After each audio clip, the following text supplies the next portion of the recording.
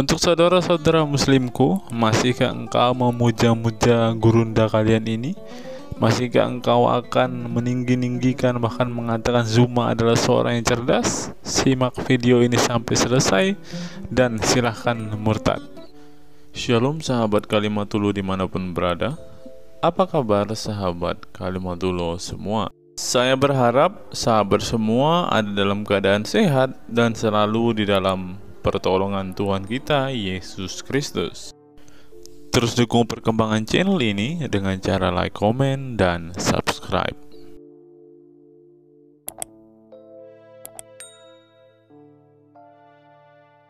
Sebelum kita masuk dan fokus membahas video kita hari ini, teman-teman, kita dengarkan kesaksian pujian dari Bang Kay dulu ya, teman-teman.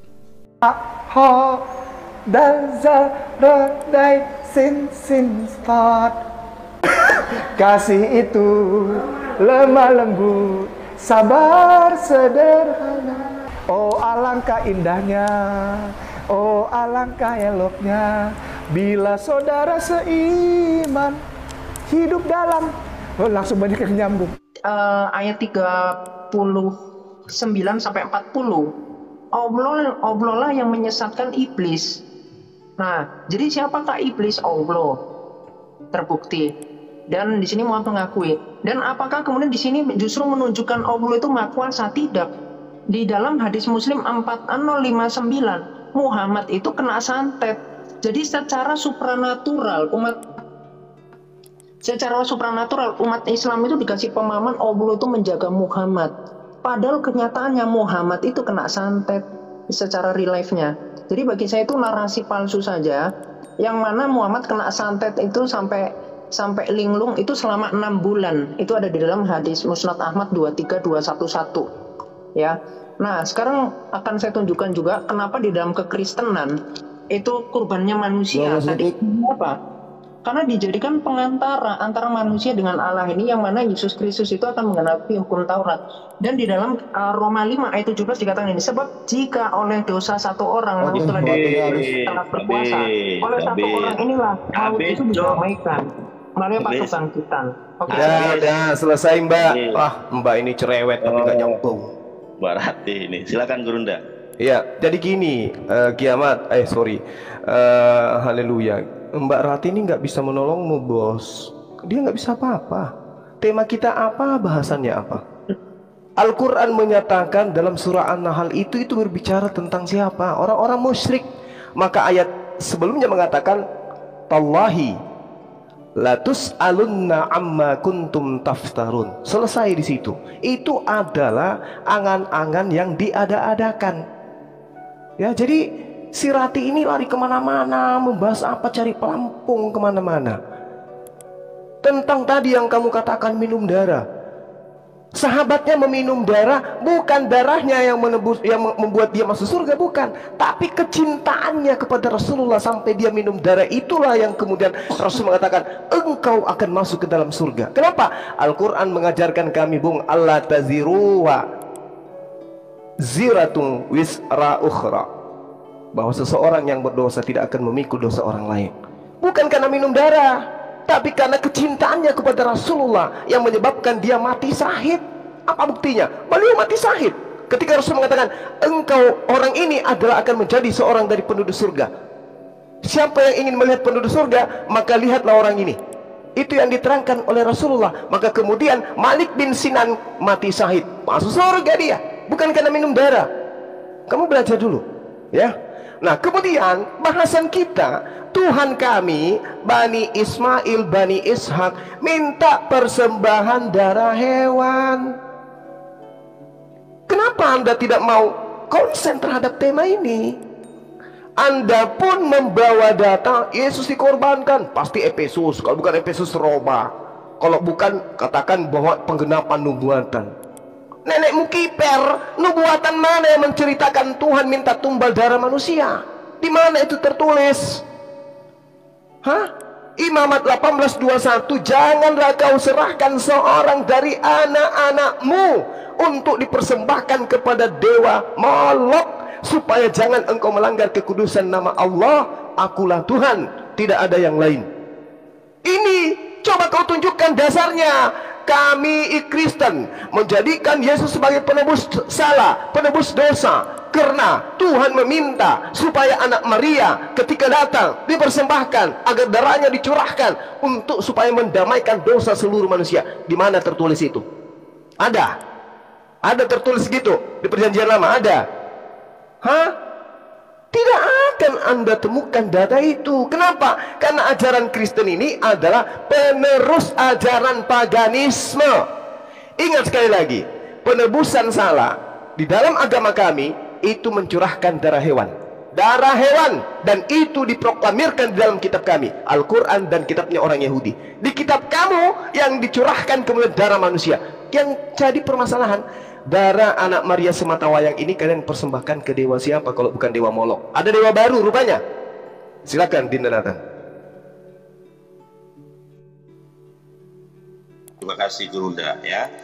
Jadi memang kedatangan Nyirati ini tidak bisa menolong si ini ya, menolong siapa? Menolong si Haleluya. Tadi dia mengatakan ada bulan sabit. Tidak ada di sini bulan sabit, bro. Di sini adanya bintang David, lambang orang Yahudi, ya. Nah, jadi Anda jangan memfitnah gitu, memframing. Justru yang ada kalau kita lihat ya, dewa Molok ini senantiasa diidentikan dengan orang yang mengulurkan tangan. Bahkan di sini ada anak kecil dan orang-orang di sekitarnya. Dan ini pun saudara-saudari yang terkasih sesuai dengan gambaran Yesus. Coba perhatikan gambaran Yesus ya. Mengulurkan tangan, di depannya ada anak kecil. Kenapa terinspirasi? Meong. Kenapa terinspirasi dengan ini? Karena konsepnya sama, yaitu konsep paganisme yang mengorbankan darah manusia sebagai penebusan dosa. Di mana ajaran Yahudi dan Islam tidak pernah mengusung konsep paganisme seperti ini. Orang di sini sangat jelas, saudara. Di dalam Imamat 20 ayat ketiga, di sini dikatakan dengan jelas di dalam bahasa Ibrani-nya juga ya. Sebentar saya bacakan bahasa Ibrani. Ya, mudah-mudahan terlihat. Fa'ani eten et fanai ba'is hahu fehik rati oto mikede mikereb amohi mizraunatan la molek lemaan tame.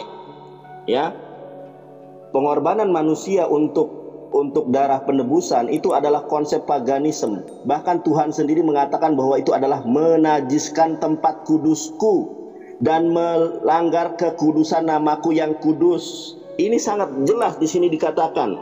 Et mikdashi yul halal et sem kadeshi, ya, mencoreng kekudusan nama Tuhan.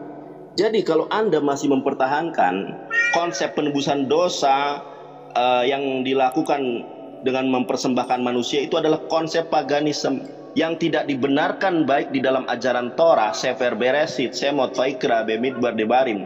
Bahkan Yesus sendiri tidak pernah mengkonfirmasi bahwa korban manusia itu adalah merupakan sebuah korban yang benar.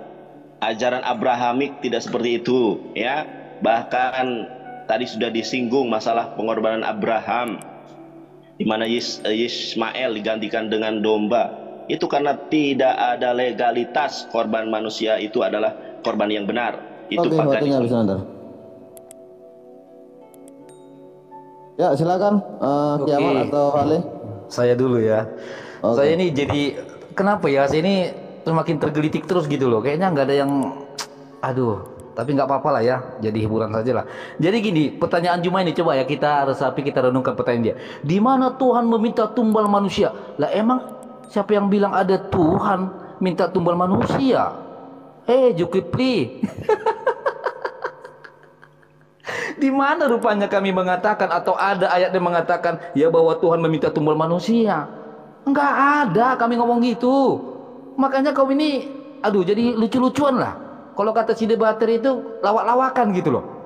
Ya memang nggak ada Tuhan tuh meminta tumbal manusia. Makanya udah saya jelaskan tadi ya, apa sebab musabab ya firman itu menjadi manusia. Masa kamu nggak paham juga ya?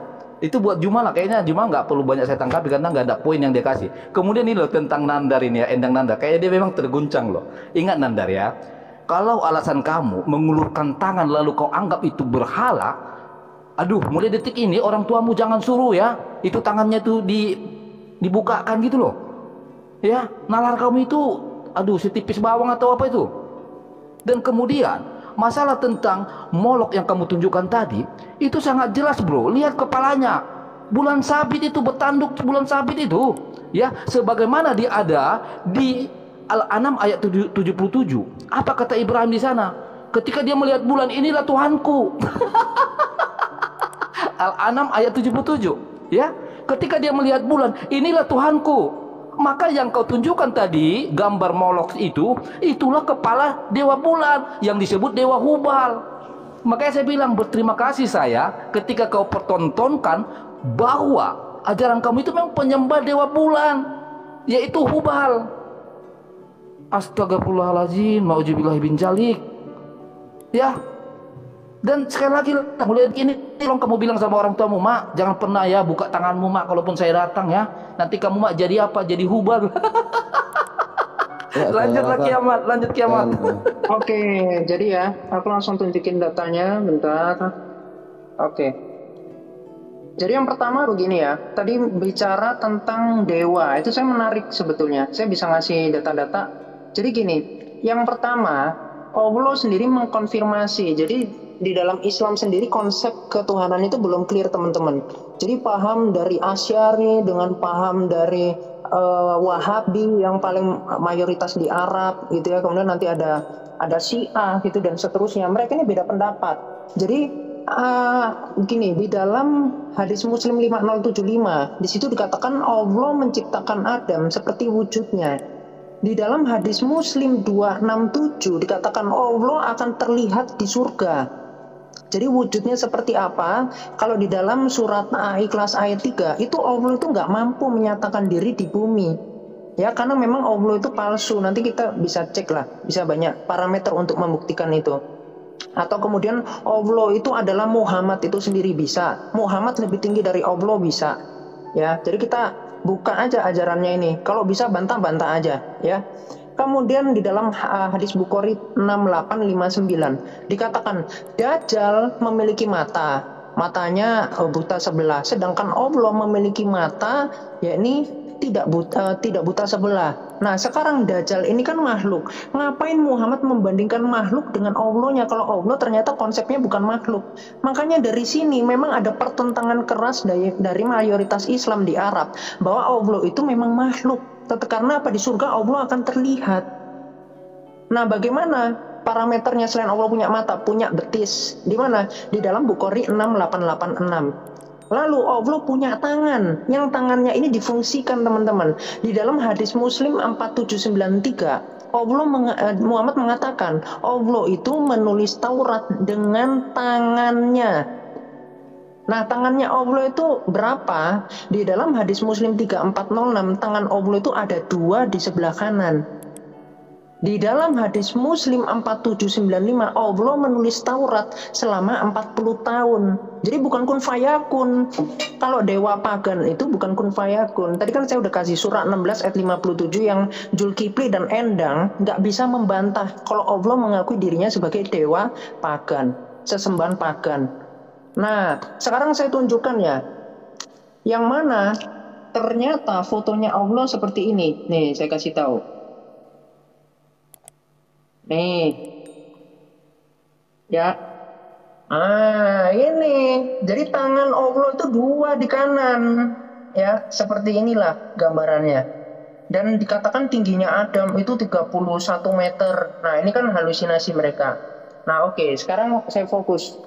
Nah, jadi gini ya, di dalam Ibrani 10, tadi saya udah kasih data-data Abraham dan seterusnya, jadi saya langsung fokus ya. Di dalam Ibrani 10 dikatakan, di dalam hukum Taurat hanya terdapat bayangan saja dari keselamatan yang akan datang dan bukan hakikat dari keselamatan itu sendiri. Karena itu dengan kurban yang sama, yakni Yesus Kristus sebagai pengantara antara manusia dengan Allah, makanya itu dia harus binatur dan dia harus kudus karena dia merupakan suri tauladan yang sempurna, bukan Muhammad. Muhammad apa parameternya? Orang ini lihat, tadi Zulkifli udah mengakui Muhammad darahnya diminum, lalu Muhammad sebagai Allah, Muhammad mengatakan haram darahmu masuk neraka. Nah sekarang apa? Muhammad memberikan air bekas kumurnya yang kemudian dibuang ke bejana, lalu menyuruh Abu Musa dan Bilal. Ini dalam hadis Bukhari 181, hadisnya sahih. Minumlah darinya dan usapkanlah pada wajah. Gak nyambung ya, Iya, jadi nggak nyambung apa-apa, nggak sampai. Sebentar. Ya, jadi ini Kita tadi buktikan temanya yang dewa awalnya. siapa. Sebentar, Iya. Kiamat. Awalnya temanya adalah persembahan dan kurban. Setelah tadi Iya. masuk Evan, dia masuk ke sesembahan, jadi saya tambahi persembahan atau kurban dan sesembahan. Itulah tema kita hari ini, guys. Silakan, Iya, Anda. tadi kan sesembahan apa dewa Molok, Ya, jadi belum saya ada yang tunjukkan dewa melebar, belum ada pagan yang yang namanya melebar. Allah. Iya, silakan Mbak Endang, lanjut Mbak Endang. Iya. Saya sudah sampaikan bahwa tidak ada satu orang Kristen pun di dunia ini yang mampu membuktikan bahwa persembahan manusia itu berasal dari Tuhan. Tadi Gurunda Juma dan saya sudah sampaikan data-data, bahkan di dalam Torah sendiri loh, di mana Yesus sendiri mengatakan, aku tidak akan meniadakan hukum Torah walaupun satu iota pun. Di dalam hukum Torah, hukum Tuhan itu, mereka ini tidak akan Tuhan ini tidak akan loh mengorbankan manusia sebagai persembahan. Anda tahu nggak bahwa persembahan yang menumbalkan manusia, saya tegaskan lagi di sini, bahwa itu hanya dilakukan untuk persembahan paganisme. Tadi Dewa Molok, tadi saya sudah tunjukkan gambarnya, dan di situ tidak ada bulan sabit. Ya, jadi jujurlah terhadap diri Anda sendiri. Ya, jangan bohongi, karena kebenaran itu memang pahit. Lalu kedua, dari tadi ini temanya apa? Kalian sudah bergantian orang, kok belum bisa juga menjawab? Padahal itu adalah konsep substansial di dalam agama Anda, bahwa penebusan Yesus itu adalah sebagai penebus dosa, di mana orang Kristen mengorbankan darah Yesus untuk dewa Molok. Karena Tuhan Adonai, Allah Subhanahu wa Ta'ala, tidak pernah meminta darah manusia, baik berdasarkan Al-Quran maupun berdasarkan Torah.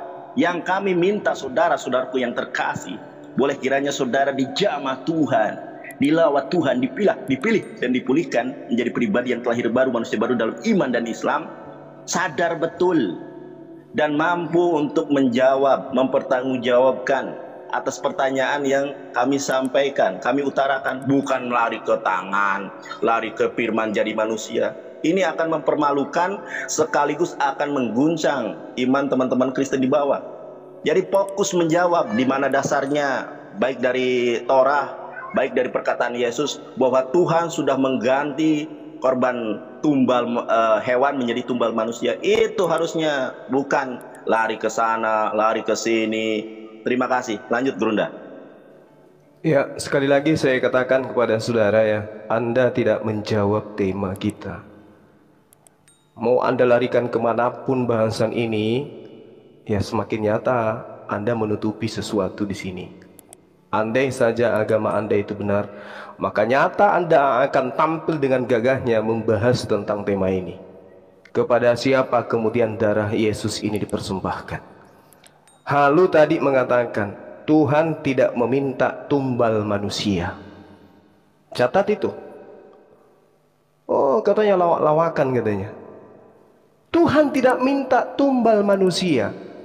Lalu Yesus itu apa? Manusia. Tumbal apa dia? Tumbal kutuk. Kutuk dari mana? Kutuk dari Taurat. Untuk siapa? Untuk Kristen. Nah, muncul permasalahan di sana kemudian. Kenapa? Galatia 3 nomor 13 jelas sekali, Yesus itu adalah persembahan. Kristus telah menebus kita dari kutuk hukum Taurat dengan jalan menjadi kutuk karena kita. Yesus jadi tumbal. Tuhan tidak minta tumbal manusia. Tuhan tidak mau kemudian hukum Tauratnya itu dihapuskan. Di dalam kitabnya orang-orang Yahudi, ketika berbicara mengenai Ulangan 6, Ulangan 4 dan seterusnya, inilah perintah, yakni ketetapan dan peraturan yang aku ajarkan kepadamu atas perintah Tuhan Allahmu, untuk dilakukan di negeri kemana kamu pergi untuk mendudukinya, supaya seumur hidupmu, engkau dan anak-anak cucumu takut akan Tuhan, berpegang pada segala ketetapan perintah yang kusampaikan kepadamu, supaya lanjut umurmu, anak-anakmu, cucumu, keturunanmu. Tidak bisa diganti dengan darah manusia. Hai, lakukanlah dengan setia supaya baik keadaanmu, supaya kamu menjadi sangat banyak seperti yang dijadikan Tuhan nenek moyangmu. Ini diperintahkan kepada Bani Israel. Tetap setia menjalankan aturan-aturan itu. Tidak bisa dikurangi, tidak bisa ditambah. Ulangan 4. Maka sekarang hai orang Israel, dengarkanlah ketetapan dan peraturan yang kuajarkan kepadamu untuk kalian lakukan, supaya kamu hidup dan memasuki serta menduduki negeri yang diberikan kepadamu oleh Tuhan, oleh nenek moyangmu. Jangan kamu menambahi apa yang kuperintahkan padamu, jangan kamu mengurangi. Dengan demikian kamu berpegang pada perintah Tuhan. Makanya saya tanya, perintah siapa kalian mengorbankan anak Maria? Ayo, orang Israel dituntut setia. Orang Israel dituntut kemudian wajib hukumnya mengajarkan kepada anak keturunannya secara turun-temurun, kurban hanya hewan. Muncul Kristen abad pertama, resmi jadi agama kekaisaran abad ketiga, mengajarkan dewa nusul jadi manusia, mati mengorbankan darah untuk manusia. Yang kita tuntut di sini Rati, yang kita tuntut di sini Rati. Oh ya, Rati itu kan bahasa Ibrani ya. Rati artinya memotong, rat ya, memotong. Kamu jangan potong ajaran Tuhan dengan menggantikan darah manusia. Ayo, Tuhan kata haleluya tidak minta tumbal manusia. Pertanyaan saya, kalau begitu manusia Yesus kalian tumbalkan untuk siapa? Tuhan kami tidak minta tumbal manusia. Kata haleluya memang iya. Nah sekarang Yesus kalian tumbalkan itu untuk siapa? Sementara dia menjadi tumbal, menjadi penebus untuk kalian. Yesus menjadi penebus dengan cara mati, mencurahkan darahnya. Darahnya itu dipersembahkan kepada siapa? Jawab saya ini Rati, jangan kau kemana-mana. Nggak ada yang bisa kau ajarkan Islam di sini. Jawab. Oke, waktu habis. Oke, Udah, boleh aku silakan. duluan Bro Hale. Boleh, bro. Atau Bro Hale dulu aja deh. Aku ya. Oke. Boleh di frame. Oke, bentar ya. Aku bukakan.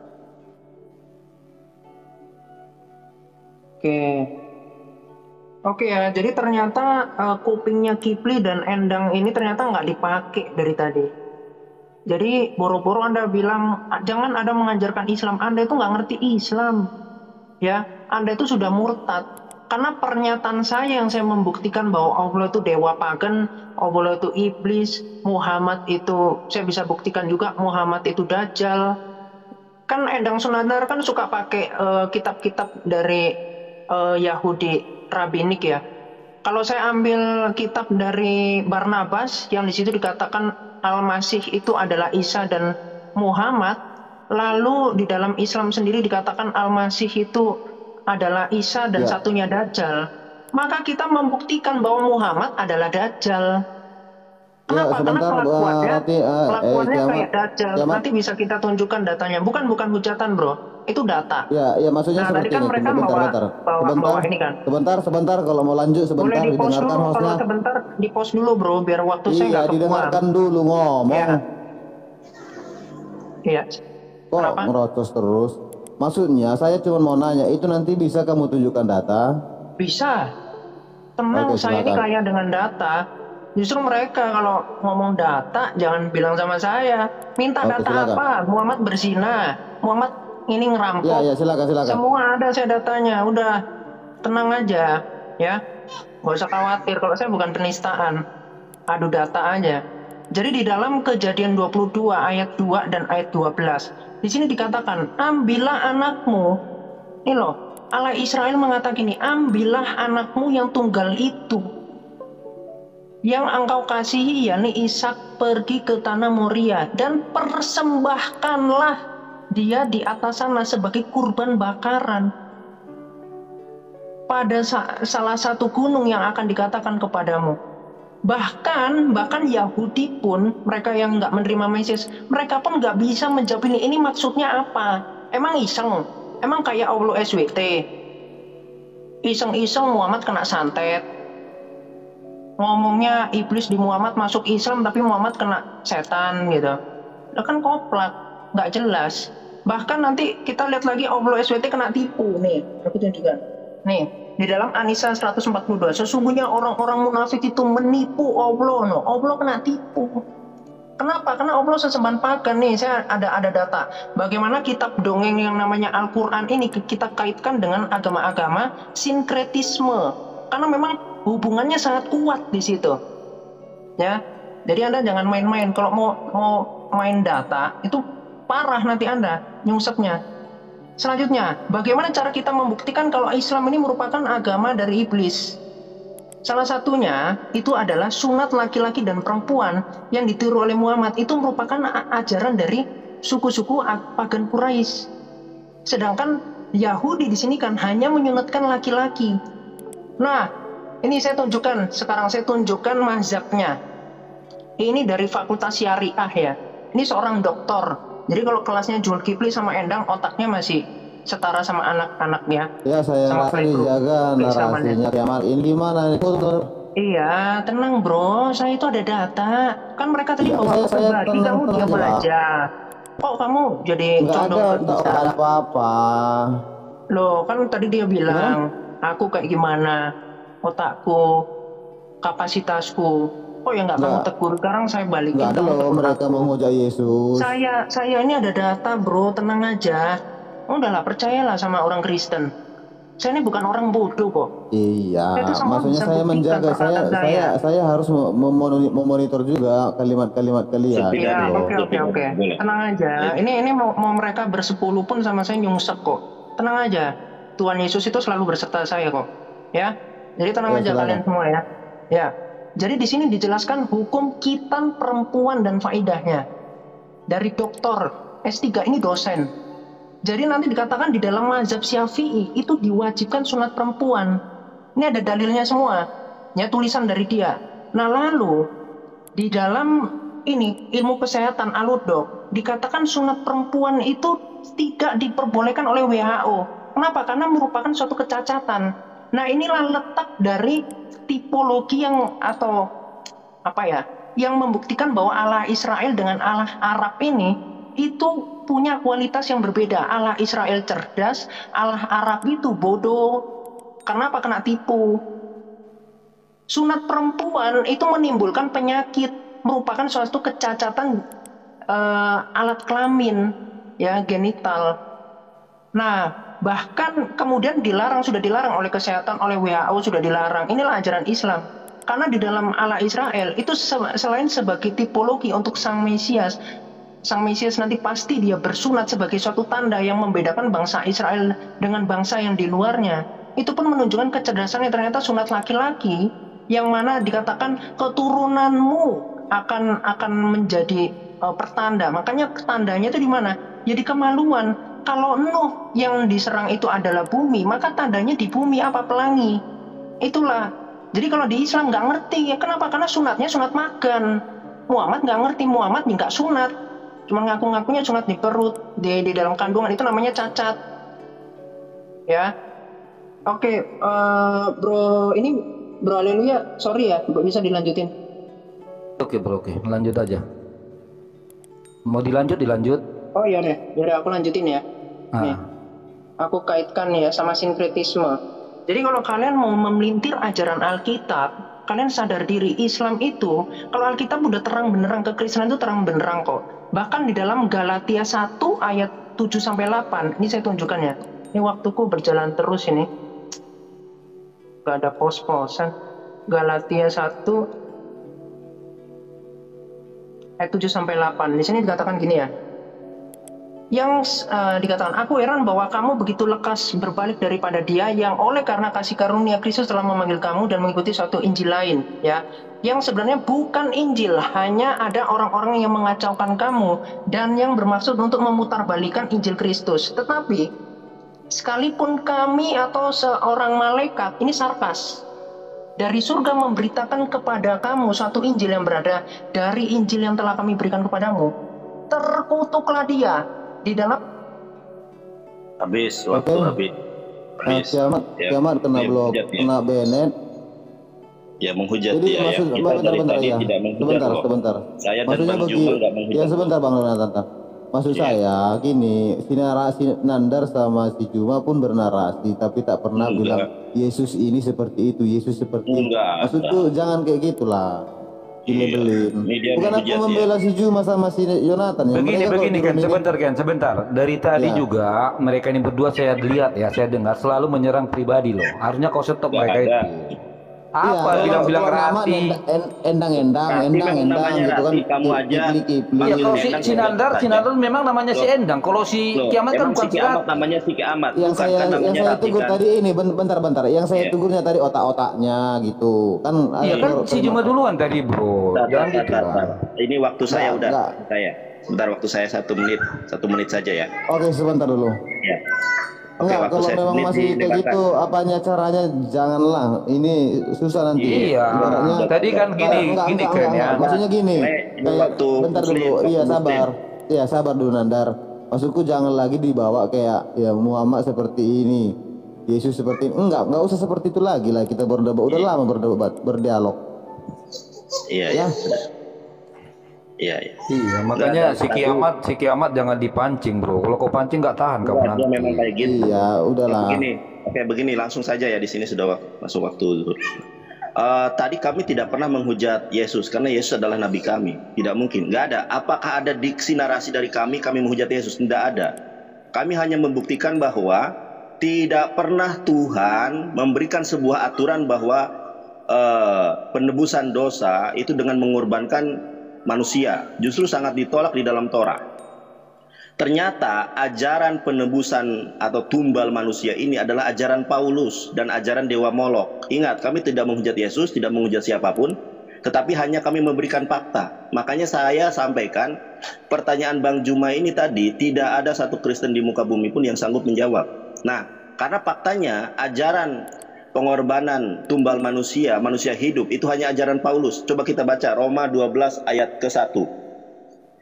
Karena itu, saudara-saudara, demi kemurahan Allah aku menasihatkan kamu supaya kamu mempersembahkan tubuhmu sebagai persembahan yang hidup, yang kudus, dan yang berkenan kepada Allah. Itu adalah ibadahmu yang sejati. Jadi menurut Paulus, korban penebusan atau tumbal manusia ini adalah sebagai tumbal yang hakiki, tumbal yang sejati. Jadi ini ada keidentikan dengan Dewa Molok. Padahal apa yang dilakukan Paulus dan apa yang dilakukan kaum pagan tempo dulu yang mengorbankan darah manusia sebagai penebusan dosa atau tumbal itu dilarang oleh Tuhan. Bahkan hukumannya mati di dalam Sefer Vaikra, Perek Esrim itu. Terima kasih. Lanjut Gurunda. Ya, silakan. Bang Jo. Baik. Jadi tadi Kiamat ini mengambil narasi tentang Abraham. Abraham memerintahkan sunat laki-laki. Islam kemudian ada sunnah perempuan. Apa yang menjadi nilai di sana? Oh, Tuhannya beda. Gara-gara sunat, Tuhan beda. Padahal ketika berbicara Kejadian 22, Tuhan justru menerangkan di data 12-nya, jangan kau bunuh anak itu, jangan kau apa-apakan dia, sebab telah ku ketahui sekarang bahwa engkau takut akan Allah, dan engkau tidak segan-segan untuk menyerahkan anakmu yang tunggal kepadaku. Lalu Abraham menoleh melihat seekor domba jantan di belakangnya, diganti oleh hewan. Yang tadinya manusia diganti oleh hewan. Persembahan yang diminta oleh Tuhan kepada Abraham bukan untuk penebus dosa sehingga dia minta anak tunggal, bukan, tapi untuk menguji ketaatan dan keimanan Abraham. Dan Abraham lulus, maka Allah menggantikan dengan hewan. Kristen muncul, yang tadinya hewan diganti menjadi manusia. Kalau sunat laki-laki kemudian sunat perempuan menjadi dasar pijakan, itu adalah ajaran pagan. Bagaimana dengan yang tadinya kurban darah hewan menjadi kurban darah manusia? Apa namanya tuh? Apa namanya? Coba. Kalau hanya gara-gara sunat kemudian, padahal itu syariat. Syariat Taurat, syariat Musa itu berlaku untuk Bani Israel. Saya sudah menjelaskan ayatnya, Al-Quran surah Al-Araf ayat 145, Imamat 31 nomor 33, untuk Bani Israel. Dan Yesus mengatakan, masih banyak yang ingin aku ajarkan tapi kamu belum sanggup untuk menanggungnya. Jadi kalau ada penambahan syariat setelah datang litubayyina linnas untuk seluruh umat manusia, kenapa Anda pusing? Kenapa Anda menjadi bertanya-tanya? Sementara masih banyak ajaran yang Yesus belum ajarkan, karena pada masa itu manusia belum sanggup untuk menanggungnya. Nah sekarang permasalahannya adalah ketika darah hewan diganti dengan darah manusia, ini yang perkara besar. Hayo, ini perkara besar. Tuhan tidak pernah minta tumbal manusia, Kristen menumbalkan manusia. Kenapa Anda tidak berani membahas itu? Kenapa Anda loncat ke sana kemari? Hadis lah, Al-Quran lah. Sejauh mana pemahaman Anda terhadap Al-Quran? Kalau ada orang menulis tentang Al-Quran di dalam link, kemudian menjelek-jelekkan, pelajari Qurannya. Apa betul seperti itu? Ada Al-Quran, ada kitab sahihah. Jadi Anda tidak akan bisa menyulap iman kami dengan Anda menunjukkan link-link kufur seperti itu. Nggak bisa. Kecuali Anda mampu pasah di dalam ilmu nahwu shorab, kemudian Anda menjelaskan Al-Quran, Anda bisa baca kitab gundul, lantas kemudian membuka aib yang Anda maksud tadi. Dengan cara-cara itu barulah kami manggut-manggut. Baca kitab kami aja nggak bisa, lalu kemudian cari link-link yang ingin menjudutkan Islam. Bung, dari sejak Islam itu ada, jangankan link, musuh-musuh Islam itu sudah bertebaran di mana-mana. Ya, jadi kami tidak heran kalau Anda menggunakan narasi itu. Yang saya pertanyakan, Anda terlalu berani. Mana tahu besok-besok Anda diminta untuk mempertanggungjawabkan pernyataan Anda dengan membawa kitab yang Anda maksud, kemudian kami hadapkan dengan para ahli dari Islam. Kira-kira Anda sanggup gitu? Hanya dengan modal Google. Ini nasihat buat kamu, Rati. Ini nasihat buat kamu. Kamu terlalu berani membawa link-link seperti itu, dan kamu tidak mengetahui apakah umat Islam belajar sampai ke Arab sana menggunakan data yang sama seperti yang Anda tunjukkan itu. Sejauh mana keakuran data yang Anda gunakan. Sementara saya tahu ini adalah cara Anda untuk menutupi aib agama Anda. Oke? Saya dan adinda saya di sini menunjukkan data. Tuhan kami minta darah kurban hewan. Kamu nggak bisa menunjukkan Tuhan Anda minta korban darah manusia. Yang ada dari ajaran Paulus, korban darah manusia. Maka muncul pertanyaan, tumbal Yesus kalian persembahkan ke dewa siapa? Dewa Molok juga rupanya. Jawab. Waktu habis. Oke, saya dulu ya. Ya. Jadi ini sepertinya ada curhat di dalam kegelisahan ini ya. Curhat tapi gelisah gitu ya. Begini, kalau kamu mengatakan tadi ya, bagaimanakah kamu ini kiamat kalau kami bawa hadapan kepada para ahli-ahli? Pertanyaannya, mau ahli yang mana mau kau pakai? Karena semua para ahlimu beda pendapat. Ya, itu pertama. Saya nangkap kok di sini. Kesan kami itu menekan, mengancam. Jangan bro. Kalau kamu bicara link dibawakan oleh saudara saya, kamu harusnya bertanya kepada ini nih. Si Endang Nandar nih, bawa link, bahkan tuh link kau lihat tuh, gambar-gambar apa tuh? Nah, gambar-gambar anak TK aja lebih bagus dari link yang dia bawakan. Ya, jangan selalu ya maling teriak maling lah, nggak elok ya. Kalau kita mau jungkir balik sini jungkir balik aja, jangan bawa anak ke belakang ya. Oke, kemudian balik ke apa? Saya sudah ingatkan dari tadi, Endang, Nandar, sama Juma. Kalian selalu berteriak, tidak pernah Tuhan meminta kurban manusia. Memang nggak ada. Kan kalian saja yang memfitnah kami. Makanya ingat, saya ajarin kalian ya. Memang kita beda kelas ini, biar saya ajarin kalian. Ngerti nggak kalian kata kamu memberi dengan kamu diberikan? Paham nggak kamu di situ? Ketika kamu memberi kurban darah itu, hewan itu kepada Allahmu, di situ kamu itu adalah memberi kurban kepada Tuhanmu itu. Sedangkan kami Kristen, kami tidak pernah ya memberi atau mengorbankan darah Tuhan Yesus, tetapi Tuhan Yesus yang memberi kepada kami. Ingat itu. Ya, mindsetmu itu naikin sedikit lah. Kalimat ini aja kau nggak paham-paham dari tadi, sampai kalian teriak-teriak, tidak pernah Tuhan meminta kurban manusia, tidak pernah. Memang tidak pernah. Kok maksa sih? Ya. Kemudian begini bro, ingat. Ini CNN selalu mengatakan, ya bahwa seolah-olah kami yang non Kristen tidak mengikuti ajaran Taurat. Bro, udah saya bilang, kalau kamu berani sanggah suatu saat, ya ada waktu kau angkat, ya tantang saya. Kalau bisa kau sanggah. Saya sudah bilang. Al-Quran jelas-jelas meneriakkan, membenarkan kitab-kitab sebelumnya, oke? Tetapi faktanya Al-Quran merusak semua ajaran kitab-kitab sebelumnya. Salah satu contoh saya kasih. Musa mengajarkan di dalam Taurat bahwa Ruh adalah Allah. Apakah Islam mengakui Ruh adalah Allah? Tidak. Oke? Saya kasih lagi contoh kedua. Di dalam Taurat, ya, yang dikurbankan oleh Abraham adalah Ishak. Tetapi di dalam Al-Quran apa? Ismail yang dikorbankan. Di dalam kitab Injil, ayo kita lanjut lagi. Di dalam kitab Injil menjelaskan bahwa Yesus disalib, tetapi Al-Quran mengatakan Yesus tidak disalib yang kalian sebut Isa. Pertanyaan saya, benar nggak sih kalian ini membenarkan kitab-kitab sebelumnya, atau kalian ini benar-benar perusak penyesat yang merusak semua ajaran kitab-kitab sebelumnya? Ayo, saya tantang kalian berani jujur. Bagaimana mungkin kalian membenarkan suatu kitab-kitab sebelumnya sementara isinya kalian jungkir balikan semua? Mikir. Silakan lanjut, Bro Kiamat. Ya, boleh dikasih frame.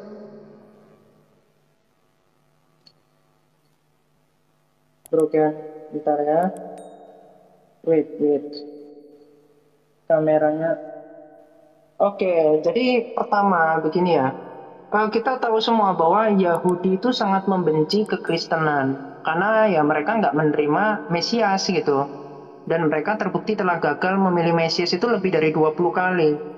Nah, tapi apakah Yahudi itu menolak Yesus itu disalib? Jelas tidak. Nih, saya tunjukkan di dalam dokumen Yahudi. Itu ada di dalam Sefaria. Yang penulisnya adalah sejarawan terbesar Yahudi, yaitu Flavius Josephus. Di sini dia mengakui, ya, Flavius Josephus ini bukan orang Kristen, tetapi berita tentang penyalipan ini tidak bisa mereka redam sendiri karena merupakan suatu hal yang bagi mereka yang mengakui sebagai anak manusia atau itu julukan Mesias ya. Karena di dalam Daniel 7 ayat 13 ya, Yesaya 7 ayat 14 ya, ada 600 ayat di dalam perjanjian lama. Itu sangat-sangat kompleks ya, dan probability-nya ya betul-betul udah di luar nalar gitu. Makanya mereka pun mengatakan apa? Dia ya Yesus. Ini ya Yesus ya, di atas ini bercerita tentang Yesus. Dikatakan apa di sini? Yang dan ketika Politus atas saran dari orang-orang terkemuka dari kita. Jadi dia pun penentang. Tetapi dia mengatakan apa? Telah menghukum dia di kayu salib. Jadi seorang pembenci Yesus pun mengatakan demikian. Makanya Galatia 1 ayat 7 sampai 8 ya. Di situ yang mengatakan bahkan malaikat pun yang ngaku-ngaku sebagai malaikat di dalam 2 Korintus 11 ayat 14 ya. 11 ayat 14. Yang di dalam goa 2 Petrus 2 ayat 4 itu adalah iblis. Makanya nggak heran ajaran Islam itu memang ajaran iblis. Saya bisa membuktikan, misalkan Muhammad dibolehkan, Islam dibolehkan ada pelacuran di surah 24 ayat 33. Tuh, nanti ayat 3, bahkan Muhammad nyewa pelacur itu ada. Nah, jadi memang ajarannya ya ajaran antikris. Kenapa? Karena memang ajaran Islam itu sangat dekat dengan sinkretisme. Bahkan ya, kemudian dikatakan ini di dalam buku Islam sendiri ya, dikatakan bahwa kepercayaan turun-temurun itu ada di dalam ini Ibrahim dan Ismail. Jadi ini merupakan ajaran turun-temurun. Makanya di dalam surah berapa ya? Saya kok lupa. 7, 8 ayat 31 Muhammad dikatakan mengajarkan dongeng-dongeng oleh orang terdahulu. Di surah 9 ayat 61 ya, Muhammad dikatakan tukang habis. Oke, lanjut. Aku habis. Ya, siapa duluan? Bang Nandar, Bang Juma nih? Gurunda Juma atau saya dulu Gurunda? Atau kembali Silakan. lagi ya? Silakan deh. Mereka nggak bisa. Giliran aku biar kugas. Oh, bukan. Kosong mereka kosong. Iya, teman-teman ya. Saya berulang kali dengan Gurunda Juma ini berhadapan dengan si Ratih ya, tapi tidak sanggup mengalahkan kami. Dari mulai membahas Roh Kudus Tuhan, babak belur, Yesus kawin, babak belur. Sekarang membahas ajaran Tuhan atau ajaran Dewa Molok juga tidak sanggup dijawab. Apa yang disampaikan oleh Halilintar maupun oleh Janda Ratih ini tidak menyentuh substansi sama sekali, malah menghujat sana, menghujat sini. Sementara kami tidak pernah loh menghujat Yesus. Ya, ada nggak narasi dari kami? Nandar. Iya, nggak apa-apa. Aku nggak nyerang kok. Aku nyebut namanya Ratih. Emang kenapa? Namanya kan Ratih. Aku aja namanya Endang. Janda. Enggak. Oke. Namanya Ratih, ya kan?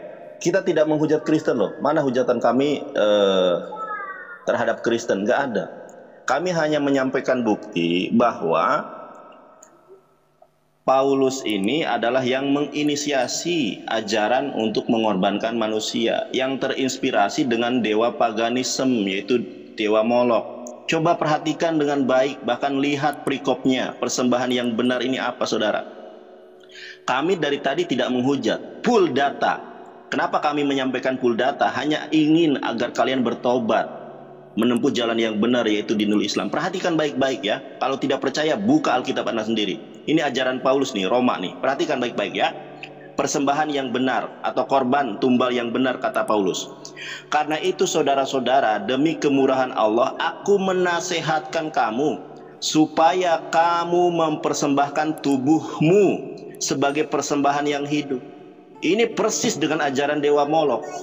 Makanya dari tadi kami meminta bukti, data bahwa Tuhan mengganti darah hewan kurban menjadi darah manusia. Ternyata yang mengganti ini Paulus. Data valid lengkap.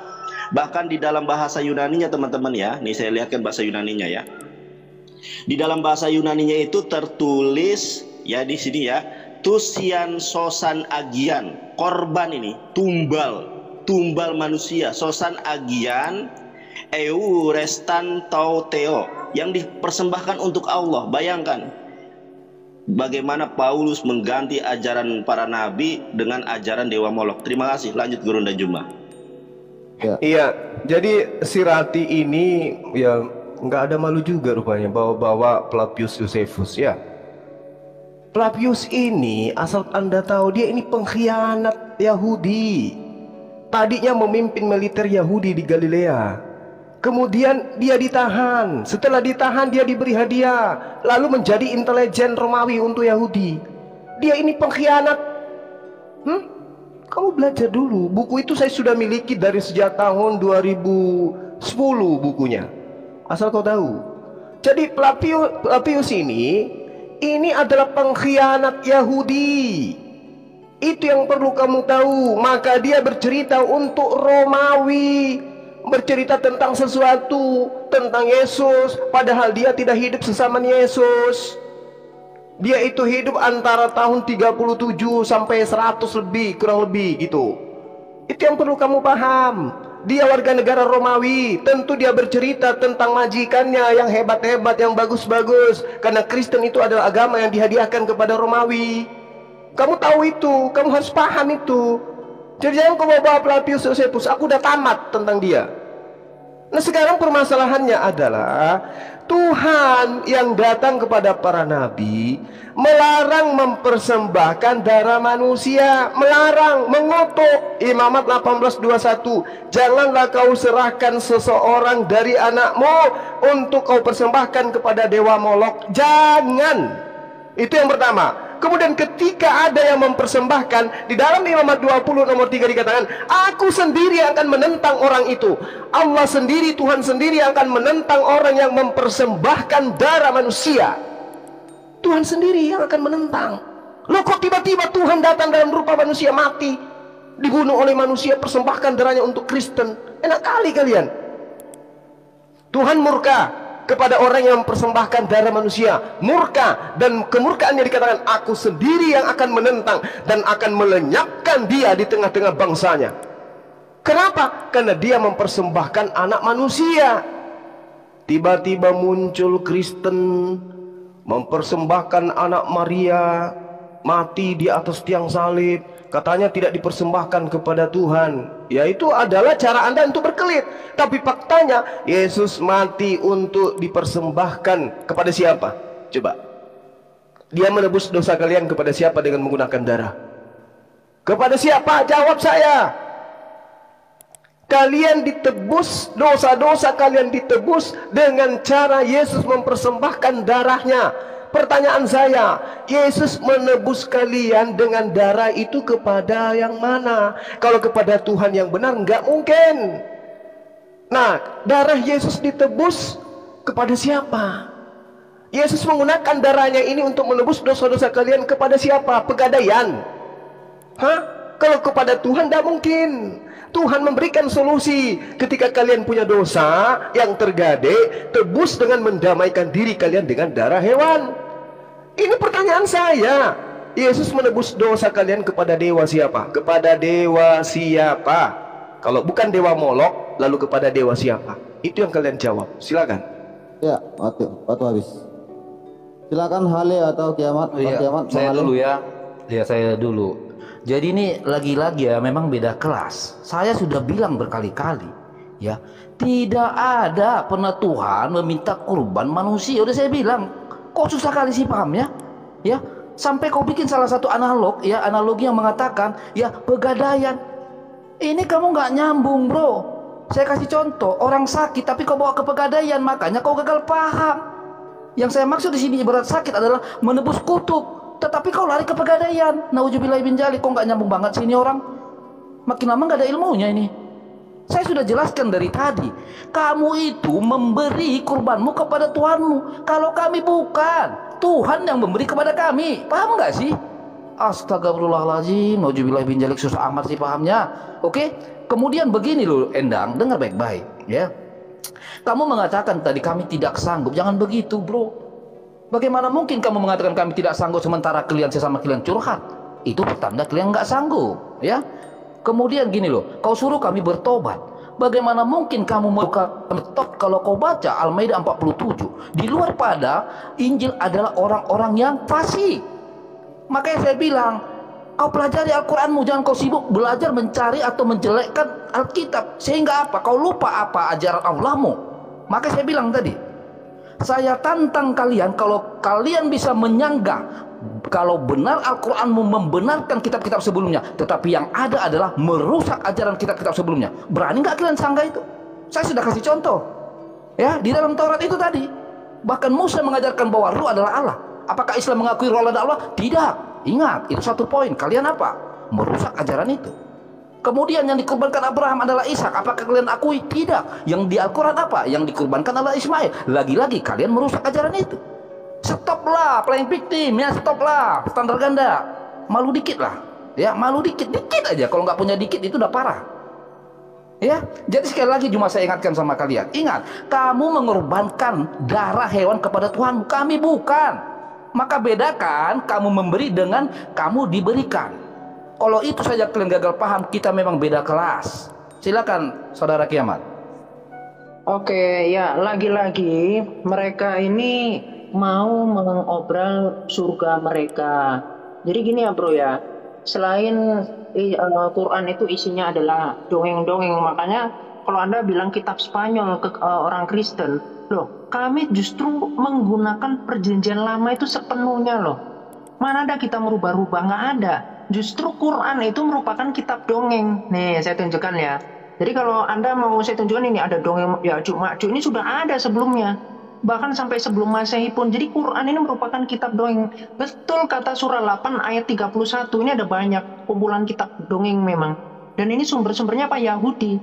Karena Muhammad sendiri menyuruh sahabatnya, ya, Zaid, itu untuk membaca kitab-kitab Yahudi. Itu di dalam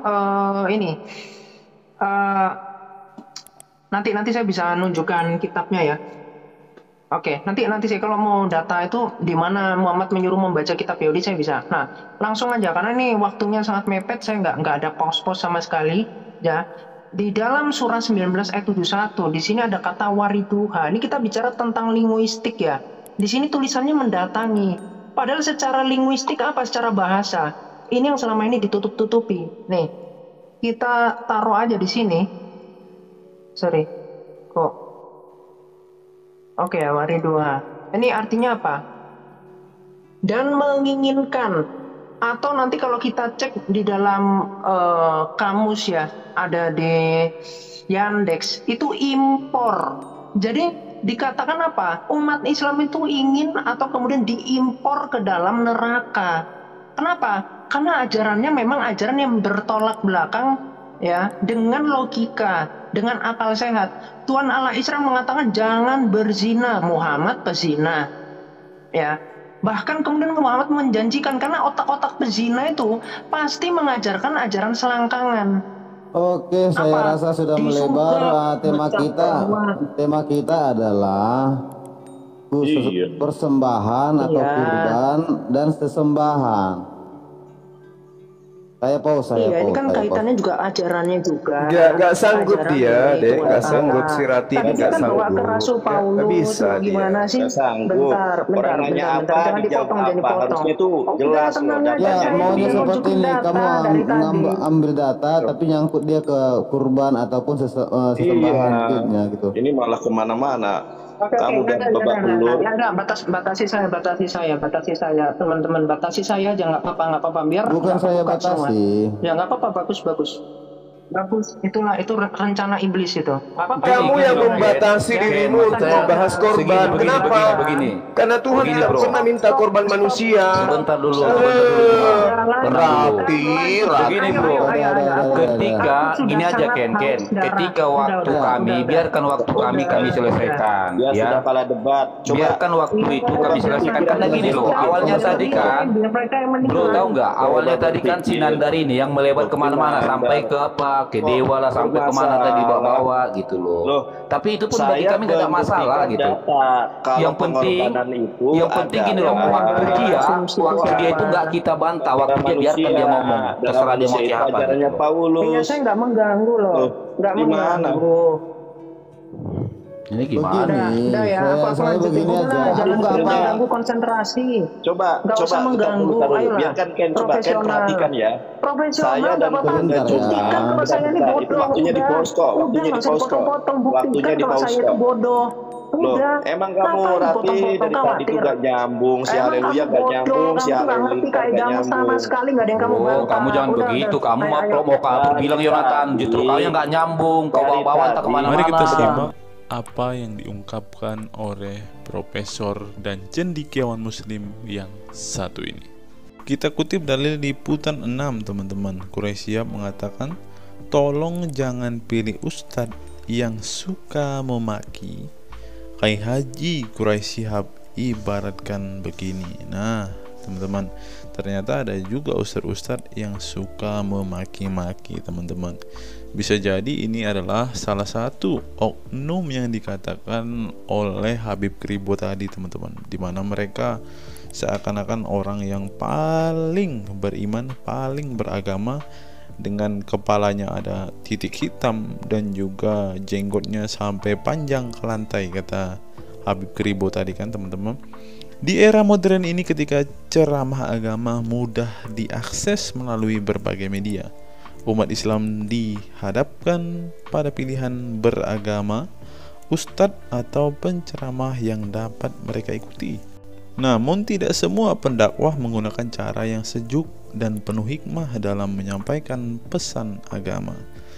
Menanggapi fenomena ini, wah ini ternyata sebuah fenomena nih, teman-teman, berarti sudah sering terjadi nih, teman-teman. Profesor Kiai Haji Quraisy Shihab, seorang cendekiawan Muslim, terkemuka menekankan pentingnya memilih ustadz yang tidak memaki-maki dalam dakwahnya. Quraisy Shihab mengingatkan bahwa dakwah adalah ajakan kepada kebaikan yang harus disampaikan dengan cara yang baik pula. Ia menekankan pentingnya mencontoh akhlak Nabi Muhammad SAW yang selalu lemah lembut dalam menyampaikan ajaran Islam. Mengutip sabda Nabi Muhammad, barang siapa yang beriman kepada Allah dan hari akhir, hendaklah ia berkata baik atau diam.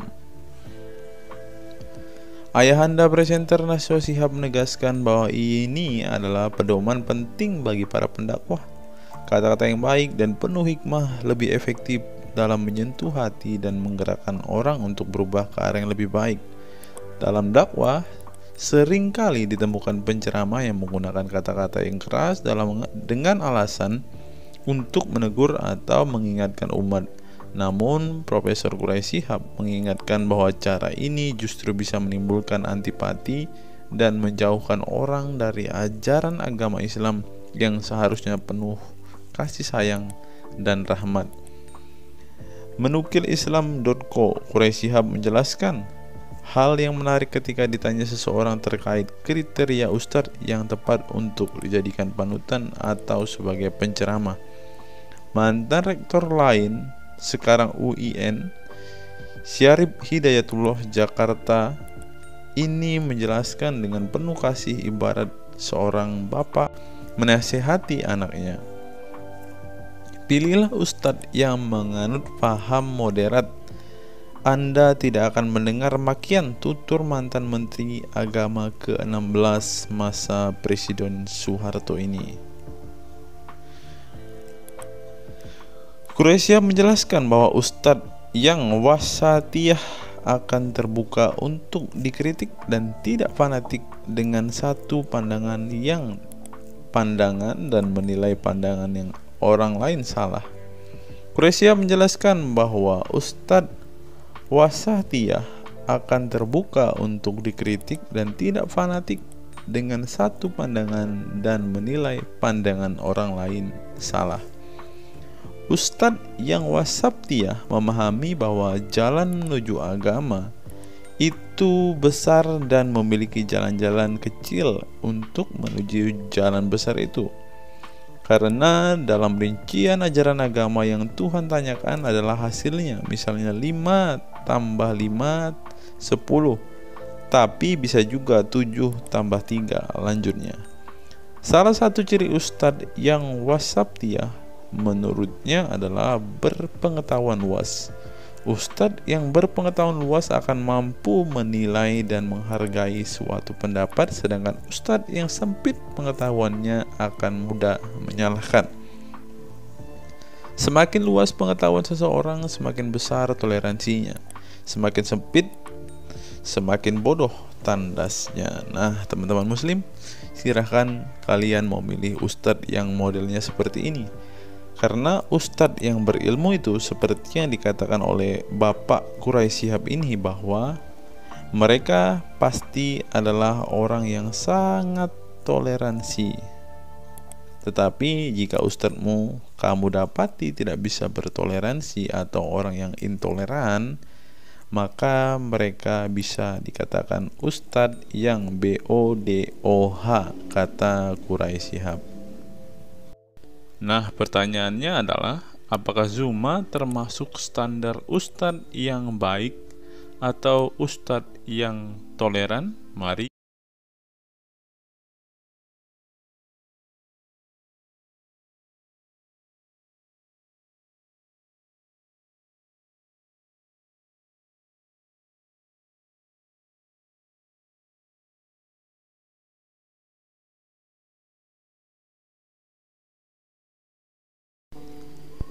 Google, mengapa Rasulullah disebut sebagai nabi penutup? Apa alasannya? Alasannya mengapa Nabi SAW disebut Rasul terakhir adalah karena Allah SWT telah menunjukkan langsung sebagai penutup para nabi dan rasul. Hal ini tercantum dalam Al-Quran yang merupakan firman Allah. Di sini dituliskan, mengapa Muhammad atau Nabi SAW disebut Nabi terakhir? Mari kita baca ya. Katamul Anbiya merupakan salah satu julukan Nabi Muhammad yang berarti penutup para nabi, sesuai dengan firman Allah SAW dalam surat Al-Ashab ayat 40 yang berbunyi, artinya Muhammad itu sekali-sekali bukanlah bapak dari seorang laki-laki di antara kamu, tetapi dia adalah Rasul Allah dan penutup nabi-nabi, dan adalah Allah Maha mengetahui segala sesuatu.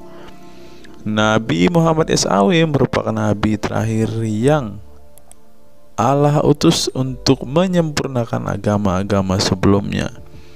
Al-Quran merupakan kitab Allah yang menyempurnakan kitab-kitab sebelumnya, sehingga tidak perlu ada kitab lain, karena Al-Quran merupakan kitab Allah yang menyempurnakan kitab-kitab sebelumnya, sehingga tidak perlu ada kitab lain karena Al-Quran sebagai kitab terakhir. Maka dapat diartikan bahwa tidak ada lagi nabi setelah Nabi Muhammad SAW. Nabi Muhammad SAW sebagai nabi terakhir juga didukung dengan dalil lainnya, yaitu surat Al-Sab 61 ayat 6, dan Ingatlah ketika Isa bin Maryam berkata, "Hai Bani Israel, sesungguhnya aku adalah utusan Allah kepadamu, membenarkan kitab sebelumku, yaitu Taurat, yang memberikan kabar gembira dengan datangnya seorang rasul yang akan datang sesudahku, yang namanya Ahmad, dalam tanda kurung Muhammad." Menurut Syekh Al-Zairi dalam kitab Al-Jawahir dan Al-Kalamiyah, alasan kenapa Nabi Muhammad SAW dijadikan nabi terakhir adalah hikmah terputusnya para nabi itu untuk menyeru umat manusia agar beribadah kepada Allah, menunjukkan mereka ke jalan yang lurus dalam urusan kehidupan duniawi dan ukhrawi, memberitahu kepada mereka tentang hal-hal yang tidak dapat dicapai oleh penglihatan mereka, dan memberitahu keadaan yang pemikiran mereka belum sampai, dan menetapkan dalil yang meyakinkan serta menghilangkan syubhat keserupaan yang tidak benar. Adapun hubungan dakwah Nabi Muhammad SAW dengan nabi-nabi terdahulu ialah terbangun atas dasar sebagai penguat dan penyempurna dakwah nabi-nabi sebelumnya. Oleh karena itu, semua para nabi selalu dibangun atas dasar dua pondasi utama, yaitu akidah, syariat, dan akhlak. Dari segi kaidah, dari segi akidah, semua ajaran yang dibawa oleh para nabi, mulai dari Nabi Adam alaihissalam sampai Muhammad SAW, adalah sama. Tidak ada beda antara nabi satu dengan nabi yang lainnya. Semuanya mengajarkan keimanan terhadap keesaan Allah SWT, yaitu dengan membersihkan dari segala sifat yang tidak layak baginya, dan mengimani adanya hari kiamat serta adanya surga dan neraka. Maka dari itu, semua para nabi menyerukan kepada kaumnya masing-masing antara dasar iman kepada Allah, dan semua para nabi setelahnya saling membenarkan ajaran yang telah dibawa oleh para nabi sebelumnya. Adapun dari segi syariat yang mengatur tatanan kehidupan masyarakat dan individu terhadap perbedaan dalam metode dan kuantitasnya antara satu nabi dengan yang lain. Hal itu disebabkan karena syariat tersebut dalam ranah pelaksanaan, bukan sebuah pengabaran seperti akidah.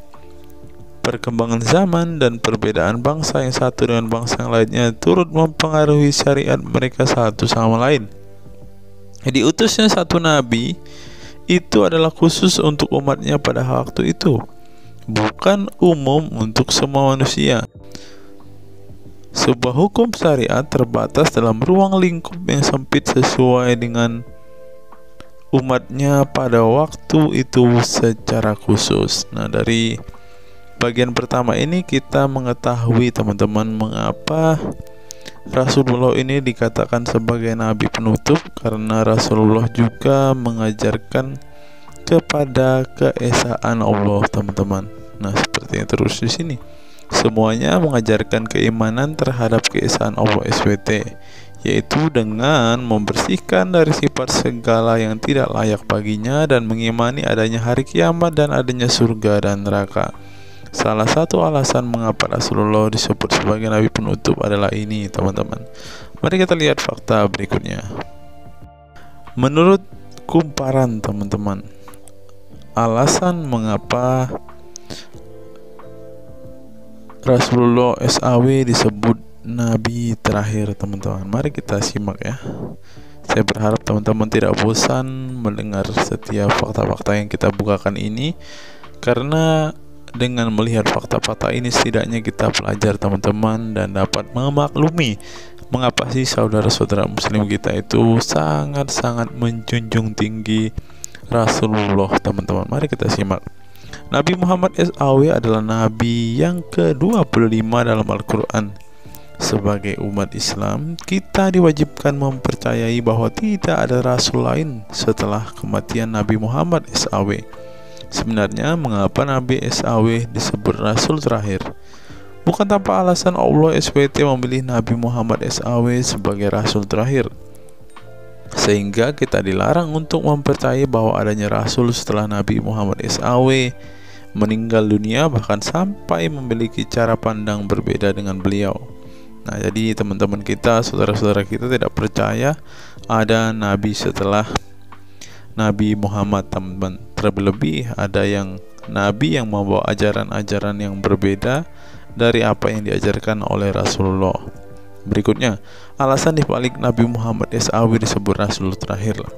Nabi Muhammad SAW ditunjuk menjadi Rasul terakhir Allah SWT dan mendapatkan Al-Quran yang merupakan kitab sempurna dari kitab-kitab sebelumnya. Nah, mereka percaya juga kitab mereka adalah kitab yang paling sempurna.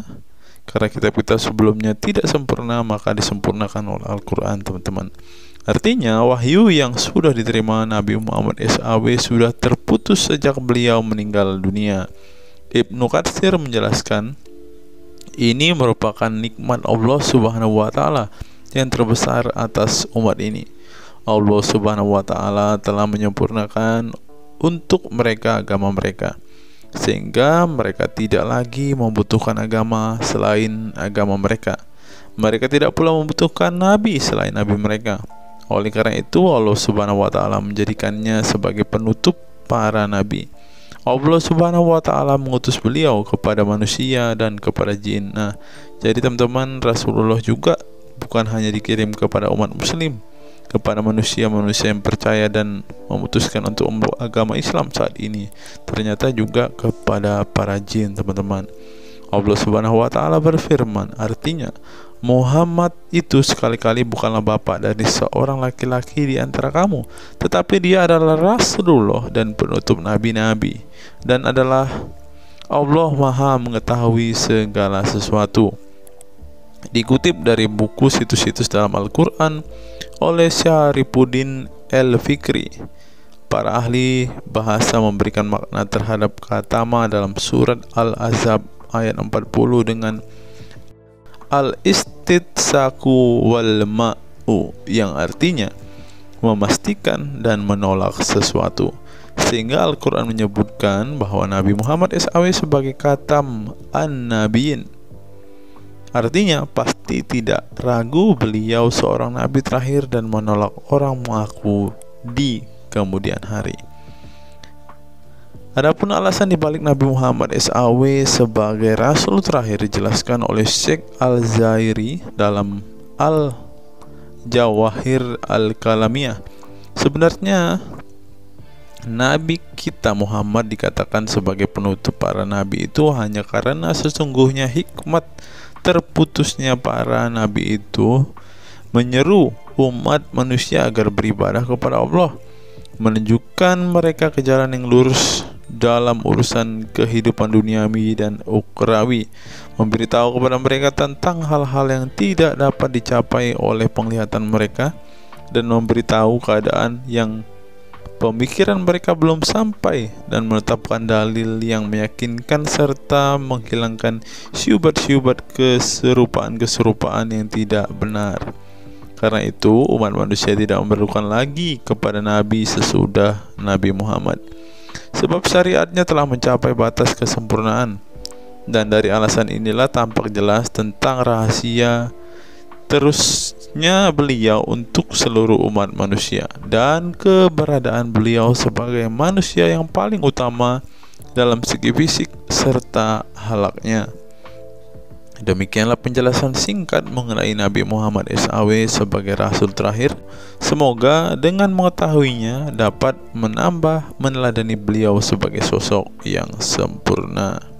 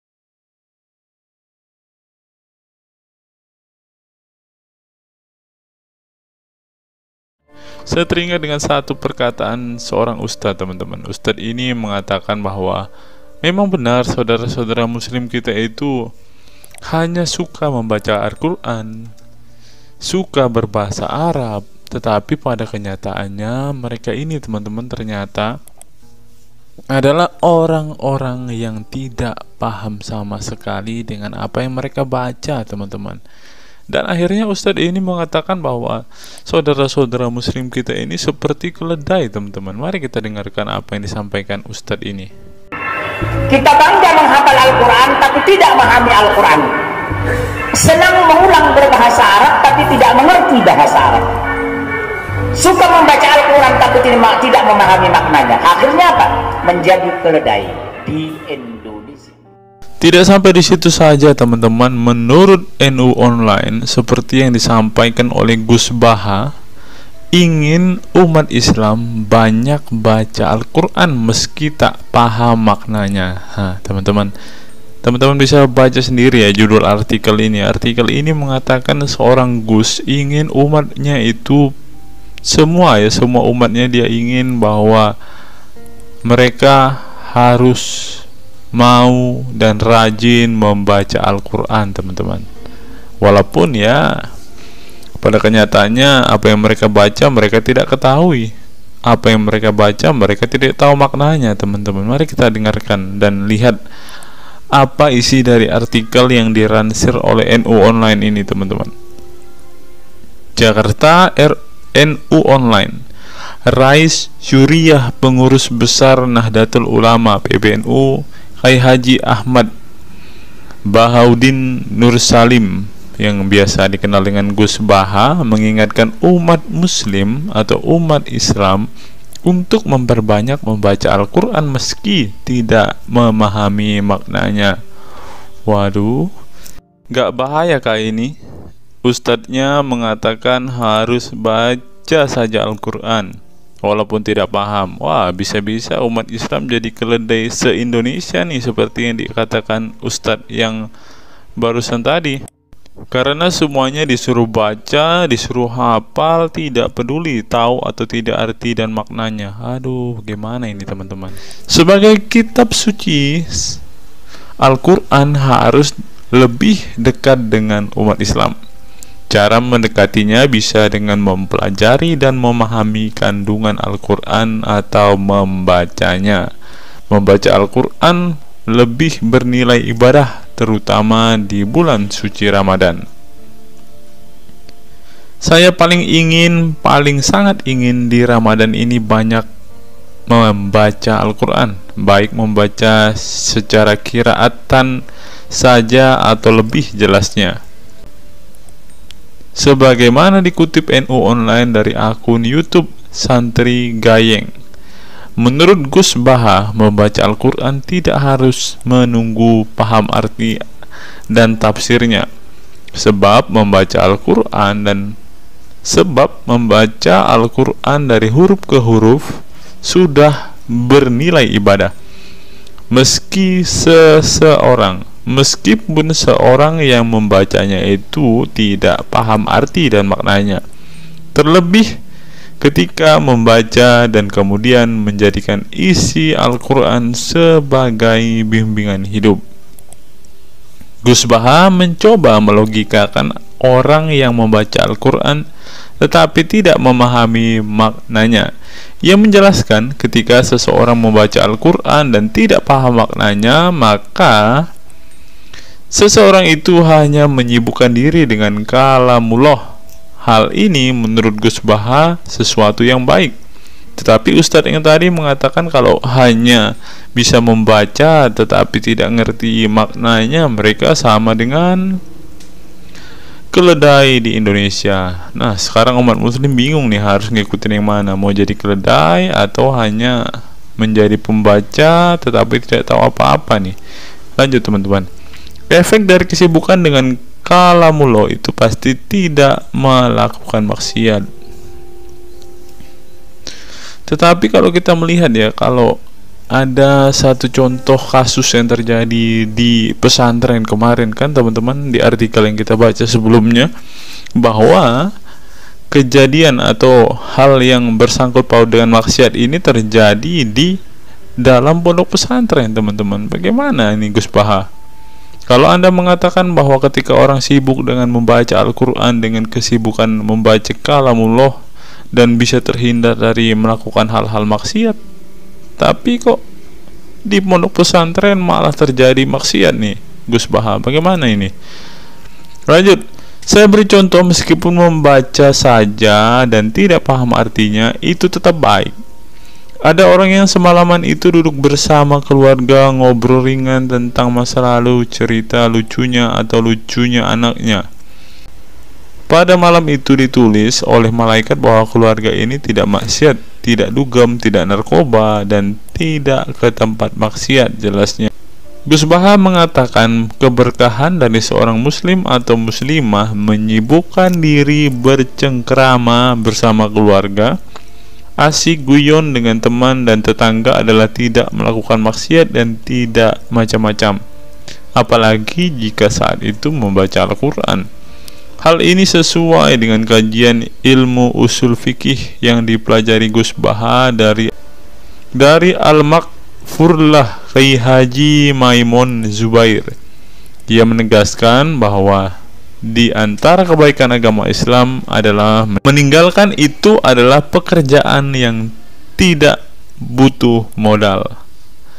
Gus Baha menjelaskan, apabila seseorang ingin mendapat pahala sholat, maka harus sholat. Kalau ingin mendapat pahala haji, maka harus haji. Namun ada kebaikan yang tidak perlu modal, yaitu meninggalkan kemungkaran. Caranya cukup meninggalkan hal-hal yang dilarang Allah. Cara meninggalkan kemungkaran bisa dengan bercengkrama dengan keluarga, baca Al-Quran, bercanda dengan teman, dan hal positif lainnya. Sehingga kalau ada orang yang tanya, kenapa baca Al-Quran meskipun tidak paham itu dapat pahala? Satu, karena itu kalamullah. Kedua, sebagai kebaikan itu adalah meninggalkan kemaksiatan. Meninggalkan itu bisa dilakukan dengan hal-hal mudah. Ini pentingnya ngaji. Saya ngaji usul fikih dengan Kiai Haji Maimun, abahnya Gus Yasin, katanya. Gus Baha mengaku sejak kecil ia sudah terbiasa membaca dan mempelajari Al-Quran, bahkan hingga saat ini. Kebiasaan Gus Baha mempelajari Al-Quran yang berlangsung puluhan tahun ini membuatnya memiliki kecintaan yang mendalam dengan kitab suci yang diturunkan kepada Nabi Muhammad itu.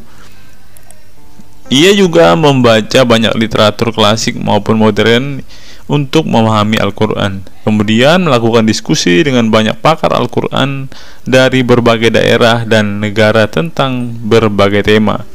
Tetapi syukur-syukur bacanya Al-Quran itu paham. Artinya paham sesuai dengan kapasitas masing-masing. Saya mulai kecil hingga sekarang masih ngaji Al-Quran, masih belajar, juga masih terus mencari ilmu. Ucap pengasuh pondok pesantren Tahfidzul Quran LP3 IA Rembang, Jawa Tengah itu.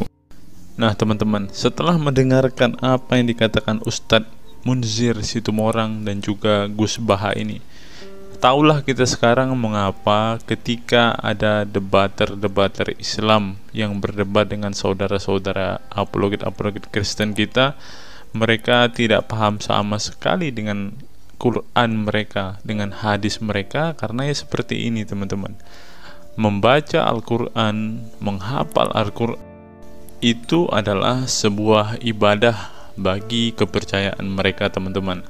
Walaupun mereka tidak paham apa yang mereka baca, walaupun mereka tidak mengerti sama sekali apa yang mereka baca teman-teman, yang penting dibaca saja, itu adalah sebuah amal baik.